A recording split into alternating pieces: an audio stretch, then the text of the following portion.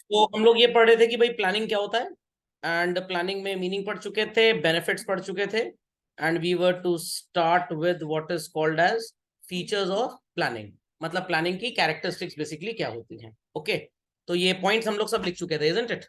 चलिए एक एक करके इन पॉइंट्स को समझना स्टार्ट करते हैं। Children, the first and foremost is it is the primary function of management. Children, बिना प्लानिंग के क्या कोई भी काम हो सकता है जीवन में? आंसर चिल्ड्रन, बिना प्लानिंग के क्या कोई भी काम हो सकता है? बिल्कुल भी नहीं हो सकता। तो अगर हमको कोई भी बिजनेस करना है, छोटा बिजनेस है, बड़ा बिजनेस है, कुछ भी है, एक्स वाई जेड, इवन लोगों को रिक्रूट भी करना है, नौकरी भी देनी है, तो प्लानिंग करना सबसे ज्यादा जरूरी है। अब अगर लोग बोले कि सर प्लानिंग की एकदम बेसिक डेफिनेशन क्या हो सकती है, तो मेरा मुंह तोड़ जवाब उसके लिए ये होगा, अ pre decision of all the activities that we supposed to you sorry that we are supposed to do. I repeat children, a pre-decision of all the activities that we are supposed to do. A pre-setup, a pre-premises, जैसे घर बनता है तो सबसे पहले क्या होता है? फाउंडेशन खोदी जाती है, नींव। और फाउंडेशन कितनी गहरी खोदेगी डिपेंड करेगा कितने फ्लोर आपको बनाने हैं। अगर इंजीनियर कह रहा है कि आपको अगर एक फ्लोर बनाना है तो कम से कम 6 फीट का फाउंडेशन खोदिए, 2 फ्लोर बनाना है तो कम से कम 10 फीट, 3 फ्लोर बनाना है तो कम से कम 14 फीट, 4 फ्लोर बनाना है तो कम से कम 18 फीट। तो पहले फ्लोर के लिए 6 फीट, बाकी जितने फ्लोर आप बनाना चाहते हैं 4-4 फीट और नीचे जाते जाइए। तो मैंने इंजीनियर से बोला भाई मेरे को 7 फ्लोर की बिल्डिंग बनवानी है, तो ग्राउंड फ्लोर का हो गया 6 फीट, और बाकी 6 फ्लोर का 6 4 24, 34 फीट गहरा फाउंडेशन खोदा जाएगा। So this foundation digging is also called as what children? Planning. Simple as that. So a pre-decision of what is to be done next is called as planning.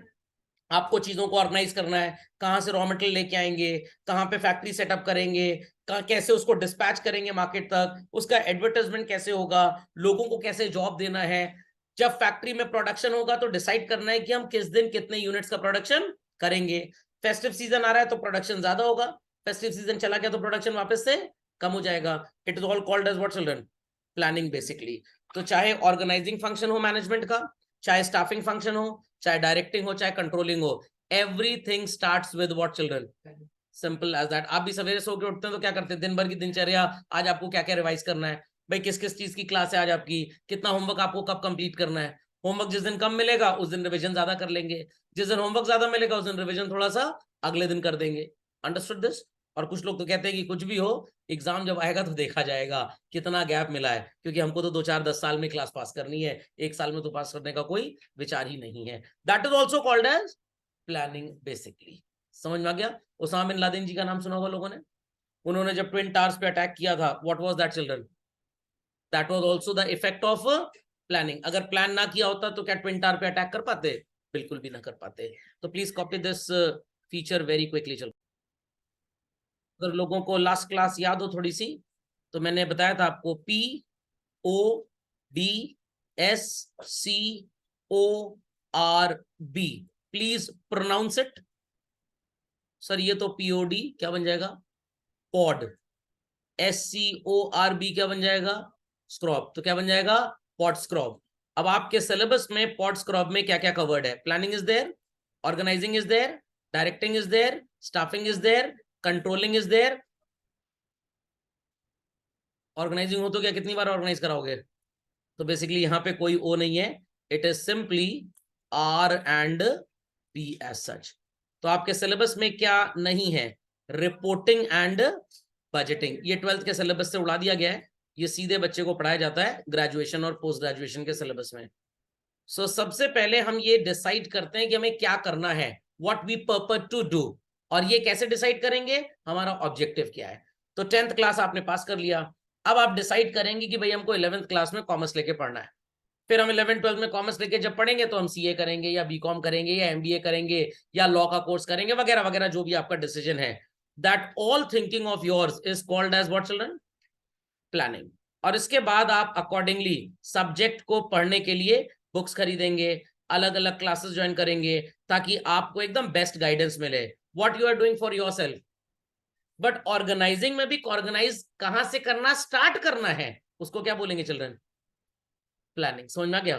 फिर आपको लग रहा है कि भाई आप पथ भ्रमित ना हो जाएं, तो एक ही पर्टिकुलर रास्ते पे आपको चलना है, आपको कोई चीट ना करे, आपको कोई बेवकूफ ना बनाए। तो that principle, that element of management is called as what children? Directing. तो आप अपने आप को डायरेक्ट करेंगे। कल को जब आप बिजनेस सेटअप करेंगे, आपने फैक्ट्री लगा ली, तो आपने एस्टिमेट किया डेली 5000 यूनिट्स का आउटपुट होना चाहिए। 3 महीने बाद आपको पता लगा कि आपकी फैक्ट्री का 3 महीने का आउटपुट कुल 12,000 रुपए का है। तो इफ यू प्लान आउट की 5000 यूनिट हर महीने प्रोड्यूस होना है, तो 3 मंथ्स का आउटपुट कितना होना चाहिए?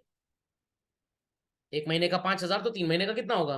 15। और 3 महीने का आउटपुट हुआ कुल 12,000 रुपए, तो कितना शॉर्टेज है? तो आपको करेक्टिव एक्शन लेना पड़ेगा, मरम्मत करनी पड़ेगी। आउटपुट आपका कम हो रहा है, कम हो रहा है तो मार्केट में बिकेगा कम, बिकेगा कम तो प्रॉफिट भी कम होगा। तो क्या करें? सारे नौकरों को निकाल बाहर करें, दूसरा स्टाफ हायर करें। दूसरा स्टाफ हायर करेंगे, that is called as what children? Staffing. आपने वो मूवी देखी है अक्षय कुमार की, स्पेशल 26, जिसमें वो फर्जी सीआईडी ऑफिसर बनता है, रेड मारता है? तो वहां पे वो न्यूज़पेपर में सबसे पहले एडवर्टाइजमेंट देते हैं कि हमें लोगों को रिक्रूट करना है, नौकरी देनी है। फिर वो रिटन टेस्ट कराते हैं, फिर इंटरव्यू लेते हैं, फिर फेक ट्रेनिंग देते हैं। ये पूरा जो प्रोसेस होता है children, it is called as what? So right from the stage to decide how much man power do we need, कितने लोग हमको चाहिए, टिल उनके हाथ में अपॉइंटमेंट लेटर पकड़ाने के बाद भी जो उनकी ट्रेनिंग होती है कि हमारे ऑफिस में काम कैसे करना है, that whole process is called as staffing, जो ह्यूमन रिसोर्स मैनेजमेंट का एक छोटा सा पार्ट है। I repeat, human resource management का छोटा सा पार्ट है। तो सर फिर ह्यूमन रिसोर्स मैनेजमेंट क्या होता है? नौकरी के बाद भी ट्रेनिंग दी जाती है। नया मशीन आ गई फैक्ट्री में, कंप्यूटर पे नया सॉफ्टवेयर इंस्टॉल हो गया, तो बैंक एम्प्लॉयज को ट्रेनिंग दी जाएगी, उनको निकाल के दूसरे भर्ती कर लेंगे? ट्रेनिंग दी जाएगी। तो टाइम टू टाइम एम्प्लॉयज को नए अपडेशन और अपग्रेडेशन के बारे में ट्रेन किया जाता है। ये पूरा system is not staffing children, ये पूरा system is human resource management. Sir ये कब पढ़ाया जाएगा हमको? ये ग्रेजुएशन 3rd ईयर का सब्जेक्ट है और एमबीए के 2nd सेमेस्टर का।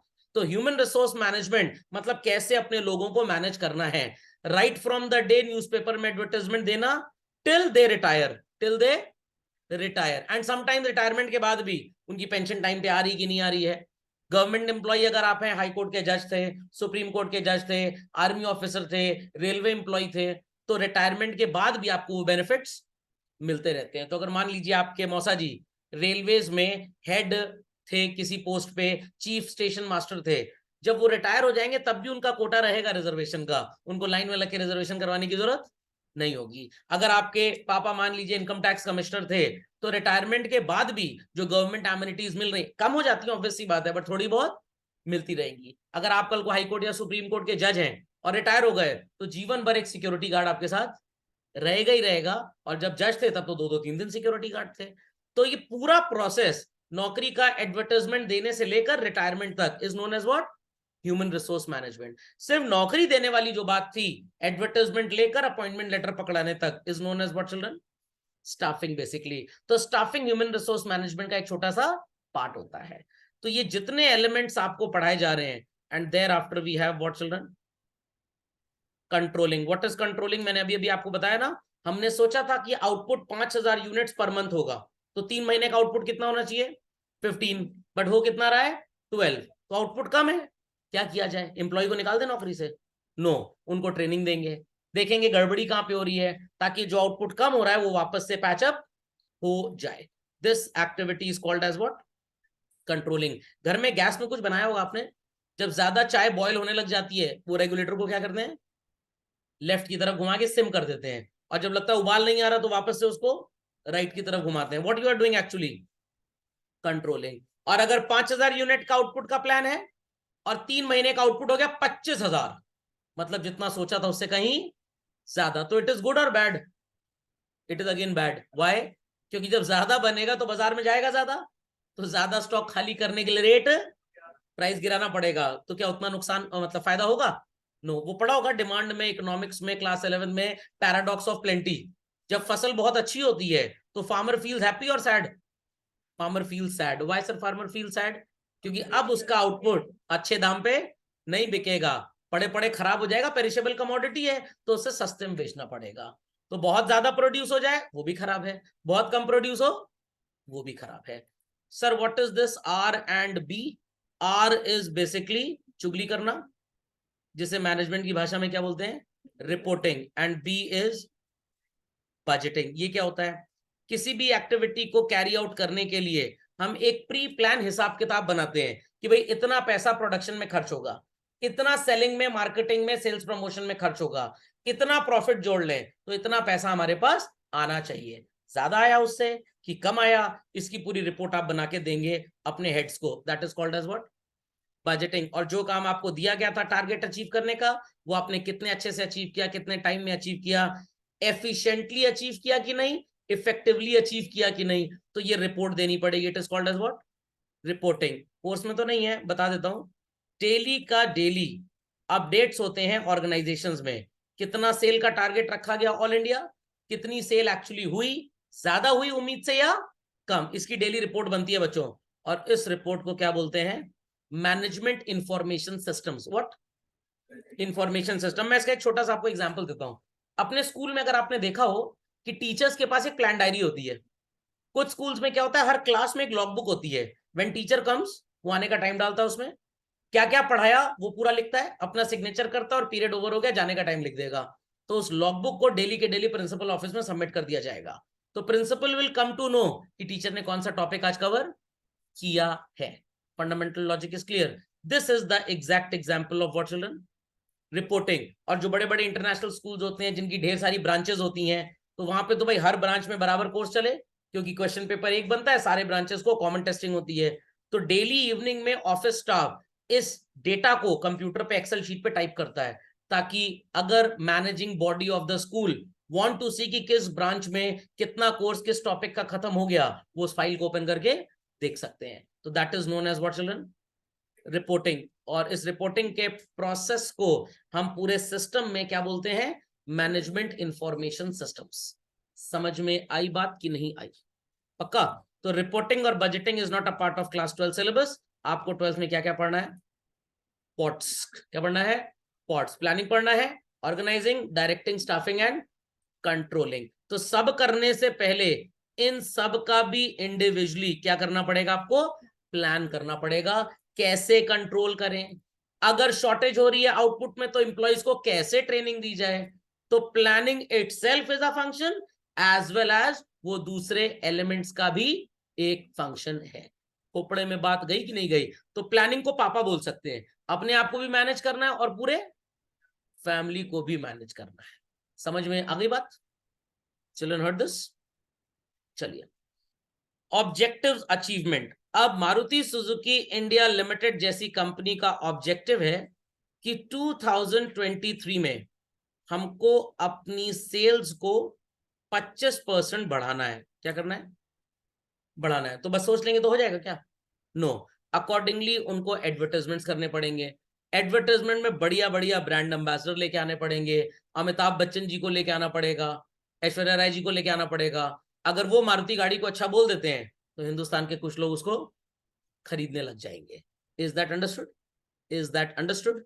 सिमिलरली मर्सिडीज बेंज, इन्होंने टारगेट बनाया कि हम अपना प्रॉफिट जो है वो सो कॉल्ड 15% 2023 में बढ़ाएंगे।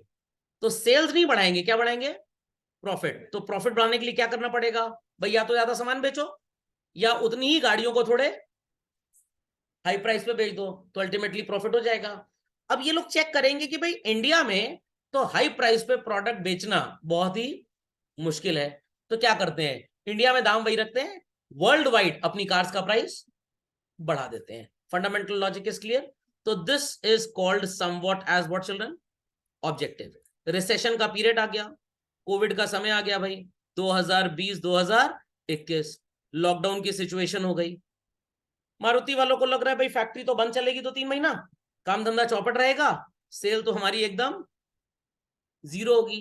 क्या करें ताकि अपने एम्प्लॉयज को सैलरी दे पाए, अपनी फैक्ट्री की मशीनों का रिपेयर मेंटेनेंस दे पाए?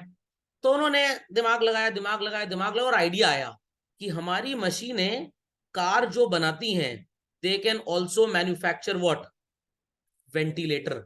तो इन मशीनों का इस्तेमाल किसमें किया जाए? वेंटिलेटर पे बनाने में किया जाए। अब बेसिकली कार बनाने वाली मशीन क्या करती है भाई? एक जगह सामान उठाती है, कार के अंदर रख देती है, नट बोल्ट टाइट करती है, रोबोटिक्स है पूरा। तो रोबोट के प्रोग्राम में चेंज करना है। अब उसे कार का नट बोल्ट टाइट करने की बजाय वेंटिलेटर मशीन का रोबोट बटन टाइट करना है। नहीं समझे बात?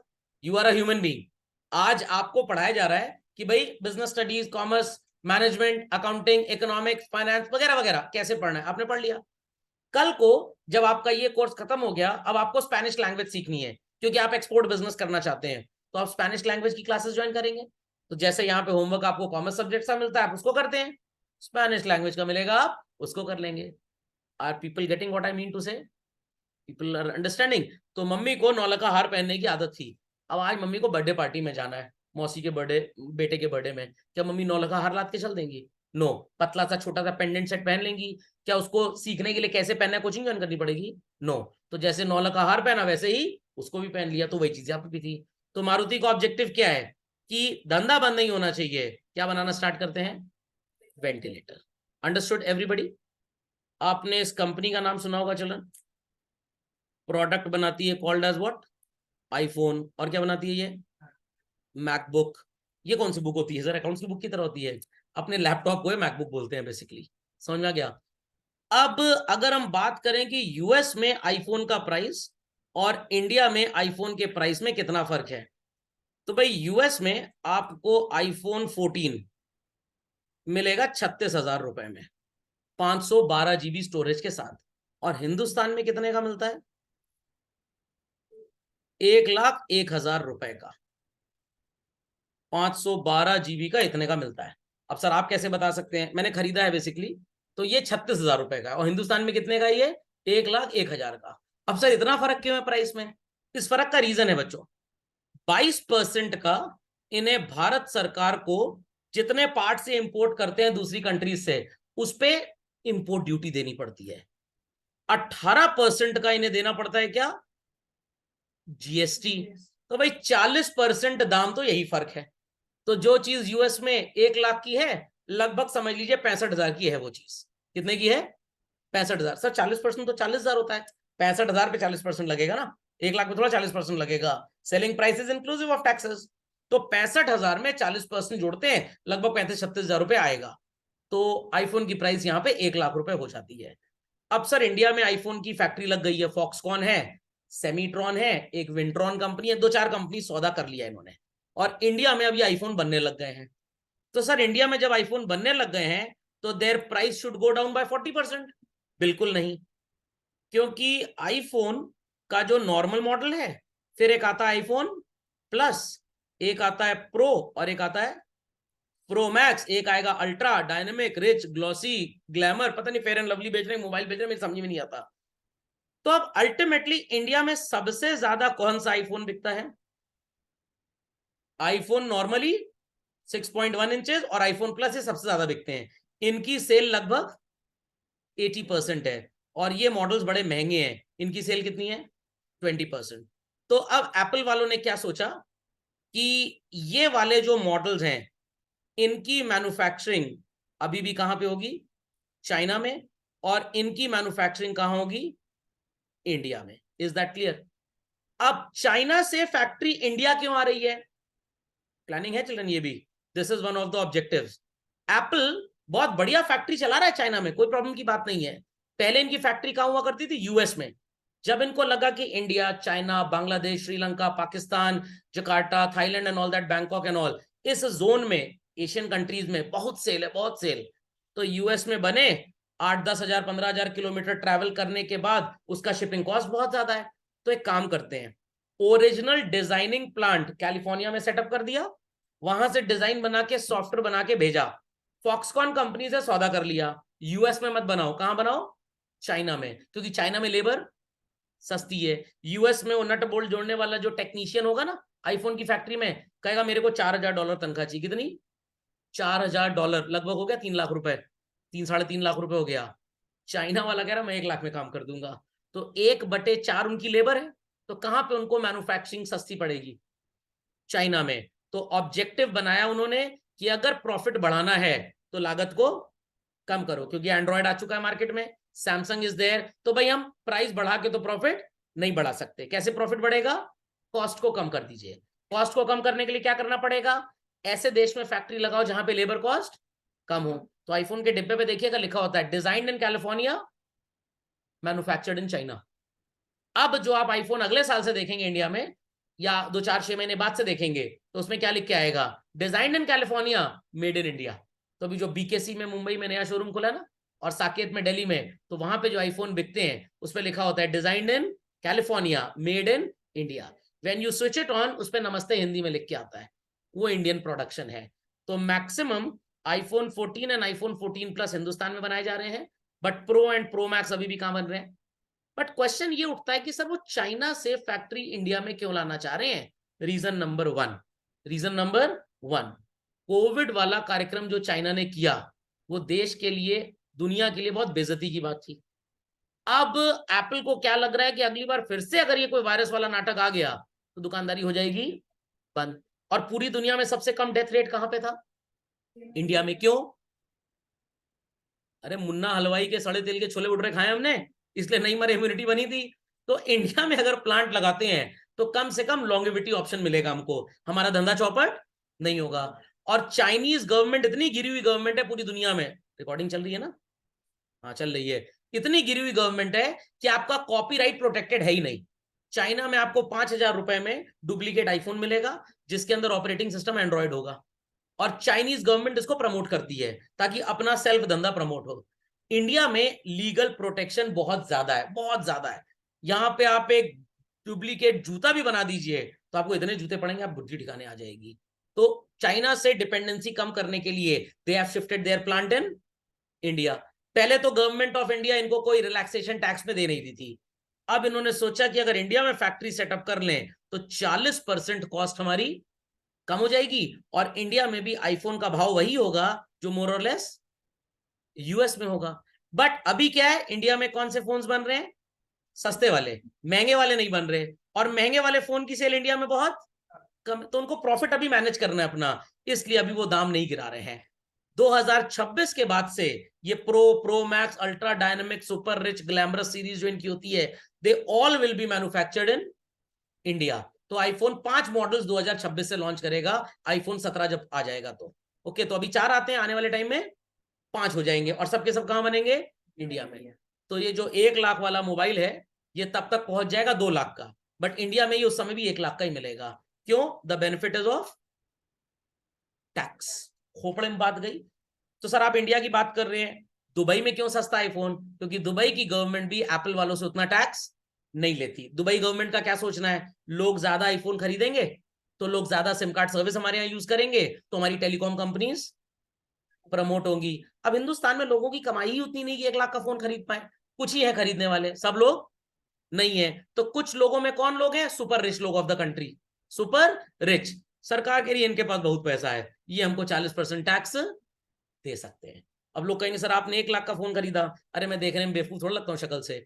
ये ब्लैक फ्राइडे सेल जो आती है ना यूएस की, पिछले साल यूएस में लगी थी, तो मेरी भतीजी आ रही थी तो वहां से खरीद के लेती है 36,000 रुपए का। Got it clear? तो सो कॉल्ड इसलिए मैंने खरीद लिया, नहीं तो पागल कुत्ता टॉमी तो काटे नहीं मेरे को जो मैं 1 लाख रुपए का फोन बर्बाद करूंगा। लॉजिक समझ में आया कि नहीं आया? बट 4 इयर्स, 3 इयर्स, 2 इयर्स के बाद इंडिया में आईफोन का प्राइस वही होगा जो यूएस में, क्योंकि तब तक सेल इनकी बहुत ज्यादा हो जाएगी। और ये साल भर यूएस में सस्ते नहीं बिकते हैं, एक पर्टिकुलर वीक होता है नवंबर में, थैंक्स गिविंग, उसी में बहुत सस्ते बिकते हैं, और मेजॉरिटी यूएस के भिखारी उसी सेल में इस फोन को खरीदते हैं। तो आप यूएस कभी जाएं अगर, मेरे को भी ले चलिएगा, टैक्सी ड्राइवर, मैकडोनल्ड्स में बर्गर बेचने वाला चपरासी, वहां का जमादार, सब आईफोन इस्तेमाल करते हैं। लॉजिक बिंग, उनके यहाँ सस्ता मिलता है, इसीलिए सस्ता मिलता है कि अपनी कंपनीज को प्रमोट करें। तो जो मेरा 36,000 का आईफोन है, 36,000 का नहीं है, ये फोन 20,000 का है। 16,000 रुपए इसका 4 महीने का किराया है। जो यूएस में आप जब थैंक्स गिविंग में खरीदते हैं मोबाइल फोन, तो 4 महीने आपको कंपनी के साथ कॉन्ट्रैक्ट करना पड़ता है कि आप 4 महीने तक उन्हीं की सेवाओं का इस्तेमाल करेंगे। तो आईफोन सस्ता बेच दिया, कोई प्रॉब्लम की बात नहीं है, कोई प्रॉब्लम की बात नहीं है। मोबाइल कंपनी का धंधा बढ़ा कि नहीं बढ़ा? तो objective of the company is what? Sale को बढ़ाना है। तो सर इंडिया में सैमसंग क्यों नहीं सस्ते में बेचता? क्योंकि इंडिया में बच्चों खरीदने वाले लोग बहुत ज्यादा हैं, बट बनाने वाली कंपनीज इन प्रोडक्ट्स को बहुत कम है। तो हमारे यहाँ प्रॉब्लम है प्रोडक्शन का, और यूएस में प्रॉब्लम है कंजम्पशन का। वहां सामान है, खरीदार नहीं है, तो दाम गिरा देते हैं। यहां सामान नहीं है बट खरीदार है, तो प्राइस ज्यादा है। Are people understanding? तो ऑब्जेक्टिव का मतलब समझ में आ गया। तो यूएस में एप्पल क्या ऑब्जेक्टिव अचीव करना चाहता है? सेल बढ़ाओ। और इंडिया में गवर्नमेंट क्या ऑब्जेक्टिव अचीव करना चाहती है? टैक्स के थ्रू प्रॉफिट ज्यादा भारत सरकार कमा ले। इसीलिए इंपोर्ट की जाने वाली चीजों पे टैक्सेस बहुत ज्यादा होते हैं। फंडामेंटल इज क्लियर और नॉट? और गवर्नमेंट को ये भी लगता है अगर हमने एप्पल के ऊपर ये टैक्स का रिलीफ दे दिया तो जो हमारे इंडिया में मोबाइल फोन्स बनते हैं, सैमसंग की नोएडा में फैक्ट्री लगी हुई है, उन सबका धंधा पूरे की पूरी तरह से बंद हो जाएगा। और वहां पे जो लोग हमारे काम कर रहे हैं, जॉब कर रहे हैं, उनका जॉब भी चला जाएगा। अब धीरे धीरे जब एप्पल ने अपना प्लांट लगाया, गवर्नमेंट ने कहा ठीक है, इंडिया में जो मॉडल्स आप बनाएंगे उस पर आपको टैक्स में हम छूट दे देंगे। बट स्टिल एप्पल को पता है कि इंडिया में उनके खरीदार अभी उतने ज्यादा नहीं है। अभी कौन खरीदता है आईफोन यहाँ पे? बेवकूफ और रईस लोग। बेवकूफ और रईस, ये दो ही तरह के लोग इंडिया में आईफोन खरीदते हैं, तीसरा कोई नहीं है। मेरे तरह जीनियस बहुत कम होते हैं। इनके पास पैसे बहुत ढेर सारे हैं, तो they can easily give us high price. तो एप्पल इंडिया में जब धंधा करता है तो ऑब्जेक्टिव क्या है? प्रॉफिट बढ़ाना है। यूएस में धंधा करता है तो सेल। क्यों? क्योंकि इतना फोन वहां पे बन के तैयार पड़ा है, खरीदार है ही नहीं। सस्ता बेचो, कितने में भी बेचो, कौन हमें कुछ टैक्स पे करना पड़ रहा है? Are people understanding what I mean to say? Objective शब्द का मतलब समझ में आ गया? कंफर्म? चलिए, so every company has the objective कि या तो सेल बढ़ाओ या तो प्रॉफिट बढ़ाओ। तो मारुति क्यों अपनी गाड़ियां सस्ती बेचता है? क्योंकि उनको मार्केट की लीडरशिप में रहना है, नंबर 1। क्या आपने सुना है निसान की गाड़ी 3 लाख 4 लाख रुपए में मिलेगी? नहीं मिलेगी। फोर्ड की गाड़ी मिलती है इतनी सस्ती? होंडा की गाड़ी मिलती है इतनी सस्ती? हुंडई की गाड़ी मिलती है? नो। उनका ऑब्जेक्टिव क्या है? Customer security. व्हाट? 8 लाख से कम की गाड़ी नहीं बेचेंगे, बिके चाहे ना बिके। मारुति गाड़ी इटसेल्फ हनुमान जी का नाम है। आगे 786 लिख लीजिए, एक नींबू टांग लीजिए, मिर्ची टांग लीजिए, उड़ते हुए क्राइस्ट द रिडीमर वाले हनुमान जी टांग लीजिए, और नहीं तो आदि पुरुष मूवी देख लीजिए, आपकी गाड़ी का कोई एक्सीडेंट होगा ही नहीं। समझ में आ गया? वो कहावत है ना, जाको राके साइया मार सके ना कोई, तो वही चीज है। तो मारुति वाले कहते हैं कोई बात नहीं, 4,73,000 रुपए में ऑल्टो केटन बेचो, एयरबैग लगने के बावजूद भी इंसान के मरने की पूरी गारंटी है। बट अगर उसने अपनी कार में, मारुति गाड़ी में माता की मूर्ति लगा ली, एक साईं बाबा लगा लिए, तो सेफ्टी सिक्योरिटी हो गई है। व्हाट इट, तो उनका टारगेट क्या है? सेल बढ़ानी है। बट मर्सिडीज का टारगेट क्या है? बीएमडब्ल्यू का टारगेट क्या है? Customer security. कस्टमर नहीं मरना चाहिए हमारी गाड़ी में। खोपड़े में बात गई कि नहीं गई बच्चों? तो ऑब्जेक्टिव अचीवमेंट समझ में आ गया? और ये आपके साथ भी होता है एज अ स्टूडेंट। आपका ऑब्जेक्टिव क्या है? नकल मार के ज्यादा नंबर लाना? कुछ का ऑब्जेक्टिव यही होता है, इसलिए वो लगातार पढ़ते नहीं है। बट जिनको पता है कि खुद लिखना है, अपने दम पे पेपर करना है, तो वो डे 1 से अपनी पढ़ाई स्टार्ट कर देते हैं, ताकि एग्जाम के एक दिन पहले जाके मूवी देखें। उनको सिर्फ रिवीजन करना है। तो हर बच्चे का ऑब्जेक्टिव अचीवमेंट अपना अपना होता है। Fundamental is understood by all children, fundamental is understood by all. पक्का? मैकडोनल्ड्स का मैक आलू टिक्की देखा होगा आपने, इंट्रोड्यूस हुआ था 20 रुपए से, आज उसका रेट 48 49 तक आया है। बस डबल हुआ है, लगभग लगभग डबल। बट फ्रेंच फ्राइज 20 रुपए का बेचते थे किस जमाने में, वो चोर 90 रुपए का बेचने लग गए आजकल। इसमें क्यों रेट इतना ज्यादा बढ़ा दिया? वो बर्गर के नाम पे आपको बुलाते हैं और बाकी सामान खाने का आपको चिपकाते हैं। People are understanding what I mean to say? अभी येस्टरडे वाज संडे, हमारे प्रयागराज सिटी में एक बड़ा बढ़िया रेस्टोरेंट है जिसका नाम है children El Chico. My wife was just turning the pages of the menu to think what to order. She said इनका चाइनीज कॉम्बो बड़ा महंगा है और सूप इनका बड़ा सस्ता है, पिज्जा भी इनका सस्ता है, व्हाई इज इट सो? मैंने कहा इनकी जो प्राइसिंग पॉलिसी है वो किसी इकोनॉमिस्ट ने रखी है। सूप इलाहाबाद के हर रेस्टोरेंट में मिलता है और 100 सवा 100 रुपए तक में मिल जाता है। समझ में आ गया? और लोग बड़े कलाकार होते हैं, जहां 200 रुपए का होता है कहते हैं 1:2 करके ले आना, तो इफेक्टिव कॉस्ट 80 90 100 रुपए ही पड़ेगी। तो एलचिको ने सोचा कि इन सड़क छाप रेस्टोरेंट्स को कैसे कॉम्पीट करें, 75 का बेचो। खोपड़े में बात गई। पिज्जा 9 इंच का सड़क छाप दुकान पे भी 350 320 रुपए का बिकता है। एलचिको ने सोचा इसको कैसे कॉम्पीट करें, 335 बेचो। बट ये जो चाइनीज कॉम्बो है, ये इस टेस्ट और वैरायटी का पूरे शहर में कहीं नहीं मिलता। तो एलचिको ने कहा हमारा तो कोई कॉम्पिटिटर ही नहीं है, तो इसको तो जिस दाम में चाहे उस दाम में बेचो। लॉजिक समझ में आया कि नहीं आया? पक्का? खोपड़े में बात गई? कंफर्म? तो मेरे एक फ्रेंड ने बोला that you bought an iPhone, इतना पैसा खर्च किया, 10,000 रुपए और लगा देते और 1 TB वाला मॉडल खरीद लेते। मैंने कहा 10,000 नहीं लग रहा था, कम से कम 30,000 रुपए और लग रहा था, तो मॉडल मिलता 1 TB। तो मैंने 30,000 बचा के सोचा म्यूचुअल फंड में इन्वेस्ट कर दूं। कहां पे? Mutual fund. ये साल भर का 3,600 रुपए तो मेरे को दे ही जाएगा। और गूगल 250 GB का एनुअल स्टोरेज प्लान आपको दे देगा 250 रुपए में। तो 3600 रुपए में म्यूचुअल फंड से कमाऊं और 250 GB का गूगल का स्टोरेज प्लान खरीद लूं, 250 रुपए पर मंथ के हिसाब से 3000 रुपए साल में मिल जाएगा। 600 की बचत तब भी है कि नहीं? समझ में आ गया? एप्पल का मोबाइल खरीदेंगे तो स्टोरेज तो मोबाइल के अंदर ही रहेगी, स्टोरेज मोबाइल के अंदर रहेगी। मोबाइल टूट गया, गया डेटा, बट गूगल की स्टोरेज को तो मैं कहीं से भी एक्सेस कर सकता हूं ना।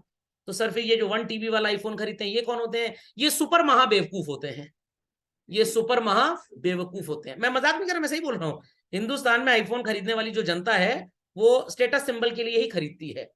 खोपड़े में बात गई। I am using it since 1 week, मेरे कोई फर्क नहीं महसूस हुआ, कोई भी फर्क नहीं महसूस हुआ। सिर्फ एक शौक था जो पूरा कर लिया, सिर्फ एक शौक था जो पूरा कर लिया। फिर शौक भी लगा, क्यों फालतू में 36,000 खर्च कर लिए। गोल्ड खरीद लिया होता 7 ग्राम कम से कम, एटलीस्ट बढ़ जाता 2-4 साल में। लॉजिक समझ में आया कि नहीं आया? Got it clear? बट लोग अभी भी सोच रहे होंगे सर कोई तो वजह होगी। हाँ वजह है चिल्ड्रन। खरीदने से पहले मैंने चेक किया था एप्पल की वेबसाइट पे कि अगर मैं इस मोबाइल के मॉडल को रिटर्न करता हूं तो मेरे को कितने पैसे मिलेंगे। एप्पल इंडिया मेरे को 52,000 रुपए देने को तैयार है। कितना देने को तैयार है? 52,000 रुपए देने को तैयार है। तो मैं कभी भी बेचूंगा साल 2 साल में, जितने मेरे पैसे लगे एटलीस्ट उतना है, उससे ज्यादा तो मिल ही जाएगा। ओके, तो ऑब्जेक्टिव वर्ड का मतलब समझ में आ गया प्लानिंग के फीचर में? कंफर्म? चलिए। परवेसिव मतलब जनरल परवेज मुशर्रफ जी को बुलाया जाएगा प्लानिंग के लिए? नो। परवेसिव का मतलब होता है बच्चों एप्लीकेबल एवरीवेयर। चाहे एक गवर्नमेंटल ऑफिस हो, चाहे एक प्राइवेट स्कूल हो, चाहे एक गवर्नमेंट स्कूल हो, चाहे कोई भी नाचने गाने वाला क्लब हो, मौज मारने वाला, या रोटरी क्लब हो, everywhere we apply what? Planning. एक छोटा सा एग्जांपल लेते हैं।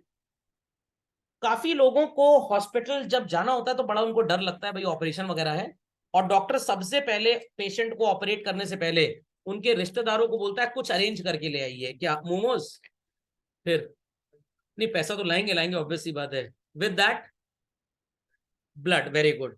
तो अगर डॉक्टर ने कहा कि भाई कम से कम 3 से 4 यूनिट ब्लड की रिक्वायरमेंट है, अब ब्लड कहां से मिलेगा?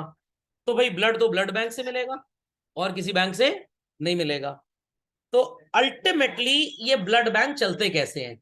ये लोगों से ब्लड लेते हैं और बदले में मेंबरशिप कार्ड देते हैं, और मेंबरशिप कार्ड देने के बाद आपको जीवन में कभी भी ब्लड की जरूरत हो आप उनसे आके ले लीजिए। फंडामेंटल लॉजिक इसलिए।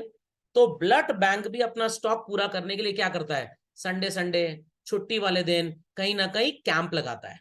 वहां पे 4-5 बेड लगा देंगे, उनकी पूरी मेडिकल टीम आ जाएगी और वो 25, 30, 40, 50 यूनिट ब्लड इकट्ठा कर लेंगे। तो इनको भी प्लानिंग करनी पड़ती है किस दिन कैंप लगाया जाए। संडे को कैंप लगाएं या वर्किंग डे में कैंप लगाएं? Sunday. Why not on working day children? Working day पे कैंप क्यों ना लगाया जाए? जो जॉब में है वो लोग डोनेट नहीं कर पाएंगे, जो बिजनेस वाले वो भी डोनेट नहीं कर पाएंगे। तो संडे को ऑलमोस्ट एवरीबडी इज फ्री। तो this is also a part of planning. तो चाहे प्रॉफिट मेकिंग इंस्टीट्यूशन हो, नॉन प्रॉफिट मेकिंग इंस्टीट्यूशन हो, every institution requires what? Planning. कुछ लोग अगर महाराष्ट्र के शिरडी साईं धाम गए हो तो मंदिर में आपने देखा होगा क्राउड कैसे मैनेज होता है। They have that snaking structure. उन्होंने वो बीच में बनाए हुए हैं स्टील के बैरिगेट्स, आप उससे जाते हैं तो एक रूम में कम से कम 1000-1500 आदमी एक बार में मैनेज हो जाता है। तो it is applicable at that religious institution also. Kumbh Mela Allahabad city में लगता है, क्राउड मैनेजमेंट, करोड़ों लोग नहा के चले जाते हैं और सिटी में कोई मॉब इकट्ठा वगैरह नहीं होता। What is that? It is again planning basically. तो 2025 में कुंभ मेला महाकुंभ इलाहाबाद प्रयागराज में लगेगा, 2025 में बेसिकली। 24 तो अगले साल है, 25 जनवरी में। तो अब उसकी प्लानिंग कब होगी बच्चों? 2025 फरवरी मेले के बाद? नो नो नो, उसकी प्लानिंग स्टार्ट हो चुकी है। एजेंसीज के साथ टाइप किया जा रहा है, किसका वहां होटल होगा, कहाँ पे रेस्टोरेंट होगा, पक्के घाट कैसे बनेंगे, फ्लाइट्स कैसे आएंगी, 400 स्पेशल ट्रेनें चलाई जाएंगी, बस सर्विसेज चलाई जाएंगी। नहान के 2 दिन पहले शहर पूरा बैरिगेट कर दिया जाएगा और नहान के 2 दिन बाद तक बैरिगेटिंग रहेगी। ट्रैफिक कैसे मैनेज होना है, ये सारी बातें स्टार्ट हो चुकी हैं, सरकारी महकमों में बातचीत चल रही है। तो that is called again as what? Planning basically. समझ में आ गया? ज्यादा प्लानिंग कहां पे होगी? जहां पे सिरदर्द ज्यादा होगा, टॉप लेवल पे। और लोएस्ट प्लानिंग कहां पे होगी? जहां पे सिर्फ ऑर्डर्स को फॉलो करना एट द बॉटम लेवल। यहां तक किसी को कोई प्रॉब्लम चल रहा? लास्ट वीक मैंने लगभग 21 टेस्ट फ्लोट किए थे, सब छोटे बड़े मिलाकर। तो that was also the result output of what?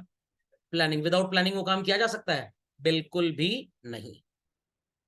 Futuristic planning का मतलब क्या होता है? Decide for advance in today और at the present moment of time, और we'll think also in future.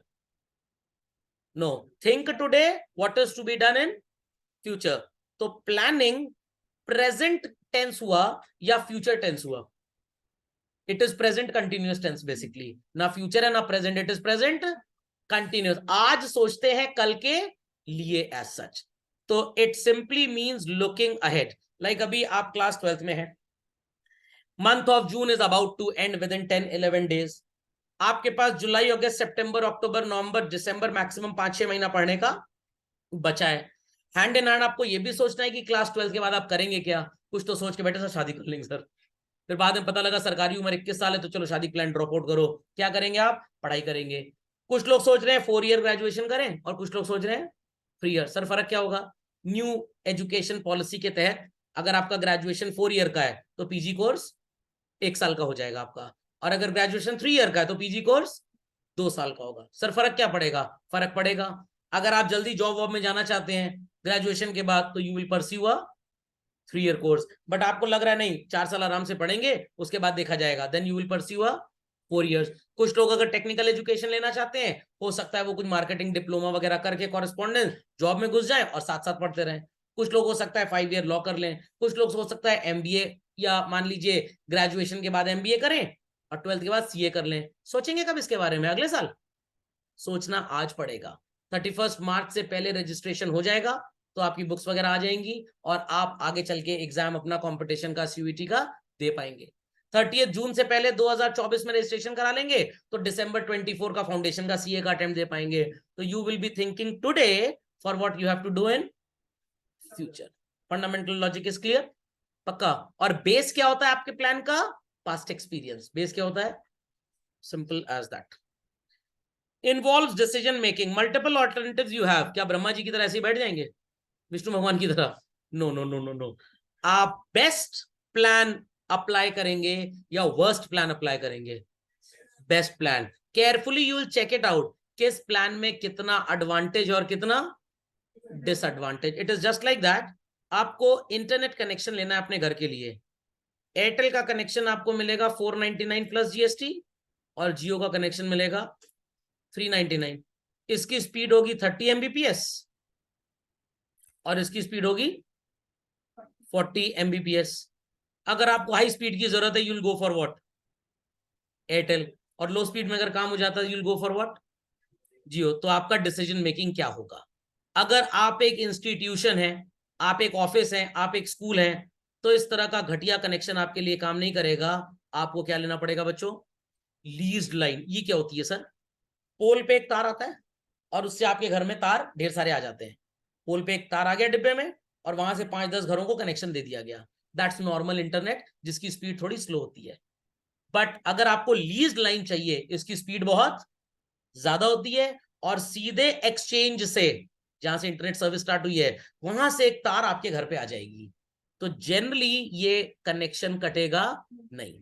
जैसे आप मोहल्ले में घर बना के बैठे हैं अपना, और आपको बिजली घर वाले एक्सटीटी कनेक्शन दे दें, तो व्हाट दे विल डू? पोल पे जो तार आई है उसी से एक तार आपके घर में ले आएंगे वो लोग। बट अगर आपके घर में इलेक्ट्रिकल अप्लायंसेस बहुत ज्यादा हैं, 70-80 लोगों का परिवार है, 10-20-25 कमरे हैं, 30-40 एसी लगे हैं, तो छोटा कनेक्शन काम नहीं करेगा। फिर आपको हाई पावर्ड कनेक्शन लेना पड़ेगा। 4 लाख रुपए आपसे मांगेगा इलेक्ट्रिसिटी डिपार्टमेंट, कहेगा आप अपना एक पर्सनल ट्रांसफार्मर घर में लगवा लीजिए, क्योंकि फूके फकाएगा तो हम जिम्मेदार नहीं होंगे, बिकॉज आपका घर बहुत बड़ा है।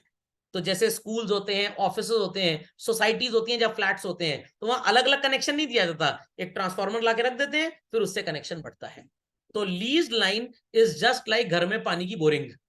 घर में पानी की बोरिंग। और सर ये वाले जो प्लान है, ये तो वही सरकारी नल है, उसी में डंडी मार के अपनी मोटर चला लो साथ में। People understood this? People understood? तो you have to take a decision कि जो मल्टीपल ऑल्टरनेटिव्स आपके पास हैं उसमें से कौन सा ऑल्टरनेटिव आप अप्लाई करेंगे, that which will give you the best और that which will give you the worst, which will give you the best basically. समझ में आया कि नहीं आया? Lead continuity. Is it so children की प्लानिंग एक पर्टिकुलर एरिया तक रेस्ट्रिक्टेड रहेगा, अचीव कर लिया तो कहानी समाप्त? No, it is an ongoing process. तो लीड कंटिन्यूटी के आगे आप लिख देंगे ब्रैकेट में ऑन गोइंग प्रोसेस, ये कभी भी खत्म नहीं होता। One activity finishes, the next one starts, that one finishes, again the next one starts. आप अपने स्कूल का ही हाल ले लीजिए, नया सेशन स्टार्ट होता है, पढ़ाई लिखाई का टाइम टेबल आ गया, कुछ दिन बाद टेस्ट का टाइम टेबल आ जाता है, टेस्ट खत्म होता है, पीटीएम के टाइमिंग्स आ जाते हैं, वो खत्म होता है, कोई कल्चरल एक्टिविटी स्टार्ट हो जाती है, तो एक काम खत्म होता है, दूसरा काम स्टार्ट, दूसरा खत्म, तीसरा स्टार्ट, तीसरा खत्म, चौथा स्टार्ट। तो कैडबरी वालों ने बहुत ढेर सारे ईयर्स तक कैडबरी चॉकलेट बेची। अब मार्केट में किटकैट का कंपटीशन आ गया, तो उन्होंने एक और नई चॉकलेट लॉन्च कर दी कैडबरी ने, क्या नाम रखा उसका? अरे कपड़े से मिलता जुलता है, सिल्क। अब सिल्क का जब कंपटीशन आ जाएगा, कॉटन, फिर कैडबरी वुलन, फिर कैडबरी नायलॉन, फिर कैडबरी पॉलिस्टर। समझ में नहीं आ रहा कपड़ा बेच रहे हैं कि चॉकलेट बेच रहे हैं? लॉजिक समझ में आया कि नहीं आया? पक्का? 5 स्टार पहले आती थी जिसमें वो टग ओवर करते थे लोग, तू इधर से खींच मैं इधर से खींच रहा हूँ, अंडरस्टैंडिंग और नॉट? बट जब उनको लगा कि उनको वेफर वाली चॉकलेट से, नेस्ले से, किटकैट से कंपटीशन मिल रहा है, तो उन्होंने, नेस्ले भी 5 स्टार का ही प्रोडक्ट है, अपने ही प्रोडक्ट का भी कंपटीशन अपने से होता है कभी कभी, कि भाई किटकैट की सेल तो भयंकर हो गई और 5 स्टार की एकदम कम हो गई, तो कल को 5 स्टार का धंधा चौपट हो जाएगा।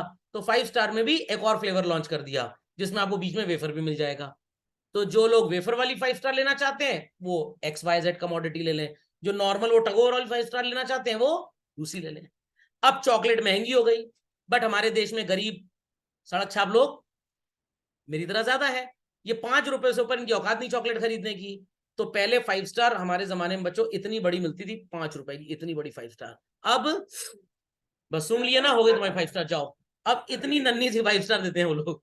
तो what they are doing, they are not increasing the price, instead they are reducing the quantity. तो ये ऑन गोइंग प्रोसेस है, ये फ्यूचर है उनका। हाँ, एक समय आएगा जब 5 रुपए में टैबलेट हाजमोला के बराबर 5 स्टार मिलेगी, उस दिन वो प्रोडक्ट को बंद करके कुछ रिप्लेसमेंट ले आएंगे। मैगी का पैकेट कितने साल से 10, 12, 14 रुपए का बिक रहा है, तो उसका प्राइस नहीं बढ़ा रहे, क्वांटिटी कम कर रहे हैं। पहले 200 ग्राम की मैगी आती थी, अब मुश्किल से 70-80 ग्राम की आ रही है।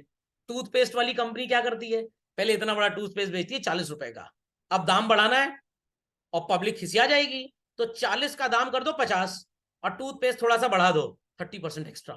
कितना? ये 30% एक्स्ट्रा देखने में इतना अच्छा लगता है कि आदमी क्रिम्प पलट के प्राइस उसका देखता ही नहीं, and they keep on buying they.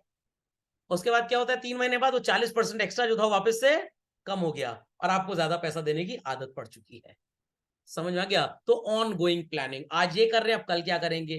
Colgate company की सेल एक बार कम हो रही थी, एक उन्होंने ऑफिसर अपॉइंट किया और टारगेट ये दिया कि 3 महीने तुमको 100 एंड 100 सैलरी मिलेगी, कुछ भी करके तुम अगर इसकी सेल बढ़ा दो, तुम्हारा प्रमोशन भी हो जाएगा, तुम पक्का जॉब पा जाओगे और सैलरी भी बढ़ा देंगे। उसने डिजाइन डिपार्टमेंट के हेड को कॉल किया, उसने कहा जो नोजल होता है जिससे टूथपेस्ट बाहर निकलता है, इसका साइज क्या होता है? उसने बताया होगा सर 4 mm होता है, इसको 5 mm कर दो। कितना कर दो? 5 mm, 25% इसका छेदा बढ़ा दो। आप तो उतना ही प्रेस करेंगे ना, आप तो उतना ही प्रेस करेंगे, बट पेस्ट कितना ज्यादा निकलेगा? 25% ज्यादा। जो पेस्ट अभी महीने भर चलता था वो 24 दिन से ऊपर नहीं चलने वाला, 24 दिन से ऊपर नहीं चलेगा। अपने आप 24 दिन बाद आप एक और ट्यूब खरीद के लाएंगे, ओवरऑल सेल बढ़ गई। नहीं समझ में आया? समझ में आ गया? तो इतने कलाकार लोग होते हैं सर, ये सीखते कहाँ हैं? ये अच्छे कॉलेजेस में अच्छे टीचर्स के संरक्षण में सीखते हैं। बस यही फर्क होता है IIM से MBA करने का और बाबू बनारसी दास भोला छाप से MBA करने का। समझ में आई बात कि नहीं आई? एक अच्छे और नॉन अच्छे इंस्टीट्यूशन में बस यही फर्क है। अच्छे इंस्टीट्यूशन में इंटेलिजेंट लोग आपको मिलते हैं। खोपड़े में बात गई चिल्ड्रन, खोपड़े में बात गई। लीड कंटिन्यूटी का मतलब समझ में आ गया? तो जैसे ही एक प्लान खत्म होगा हम दूसरा स्टार्ट कर देंगे। तो कंपनीज अभी Van Heusen, Louis Philippe, Peter England वगैरह वगैरह गर्मी का कपड़ा बेच रही हैं। अक्टूबर जैसे ही आने लग जाएगा, एडवर्टाइजमेंट किसका नजर आ जाएगा?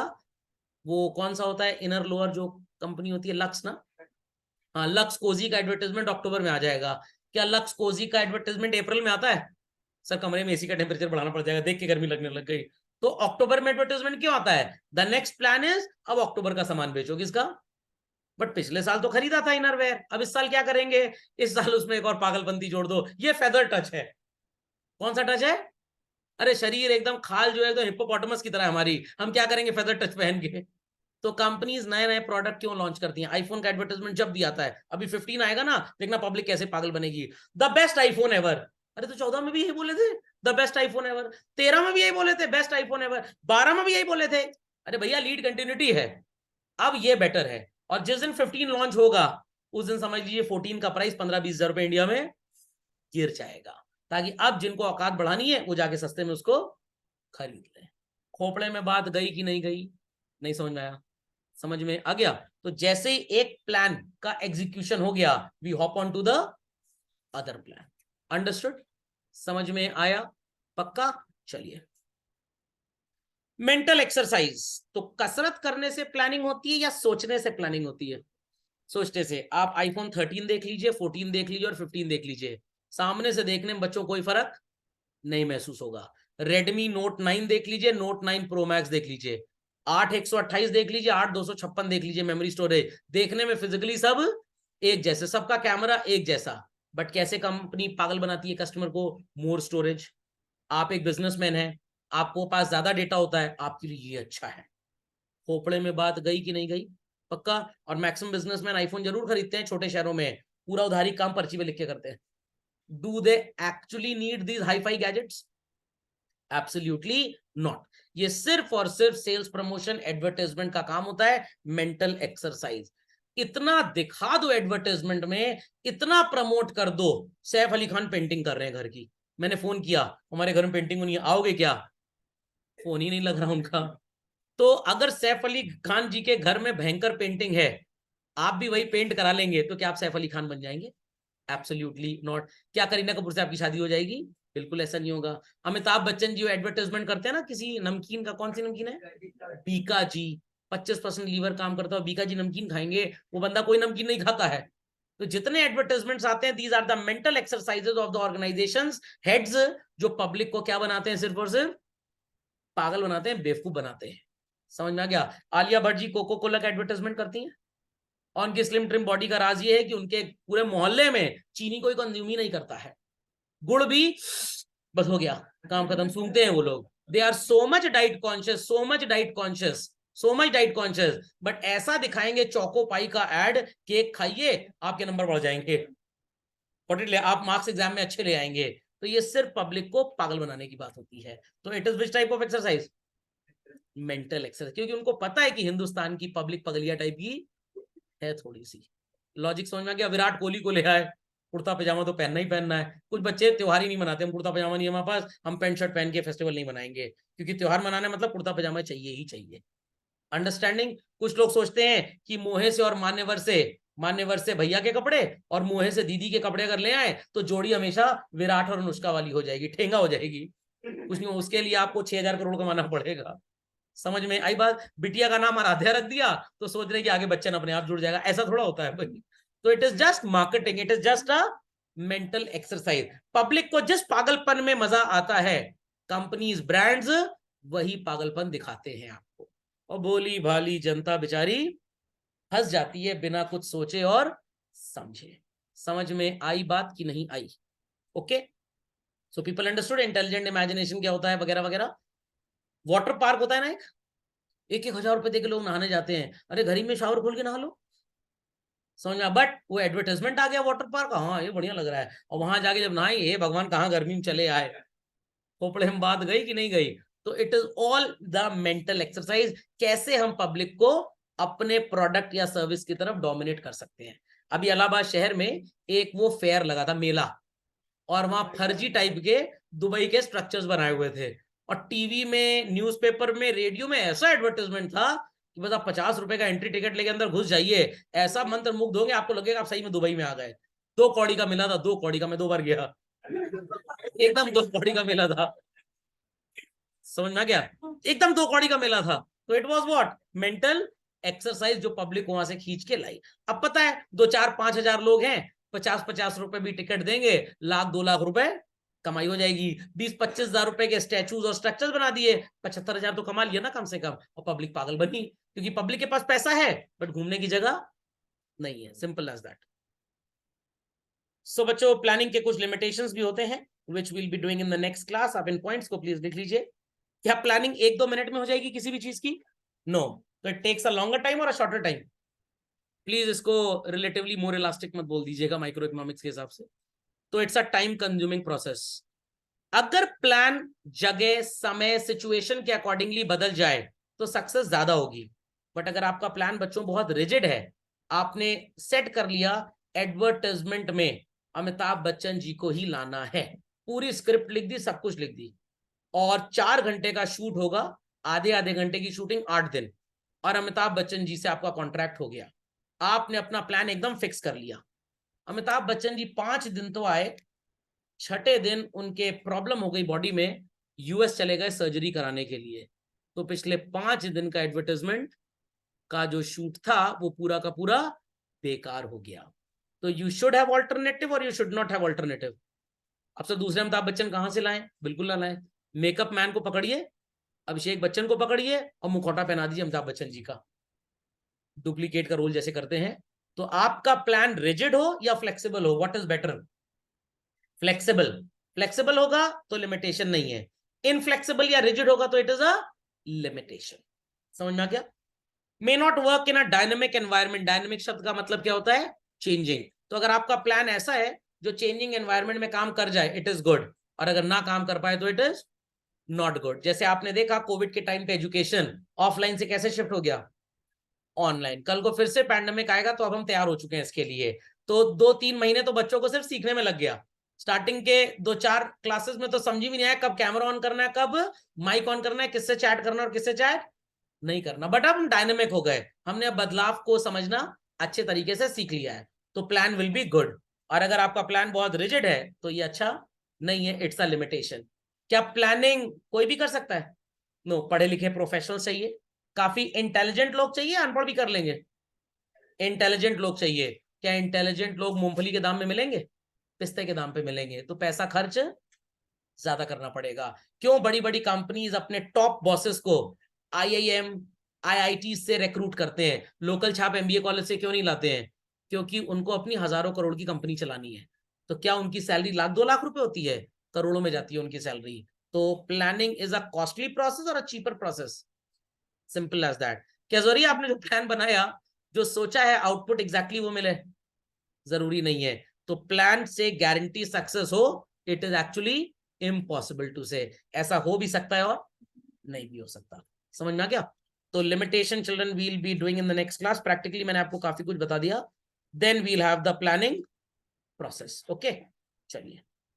सो आज के टॉपिक में लिमिटेशन के पहले फीचर्स में किसी को कोई खास क्वेरी तो नहीं है? चलिए, that's all for today children.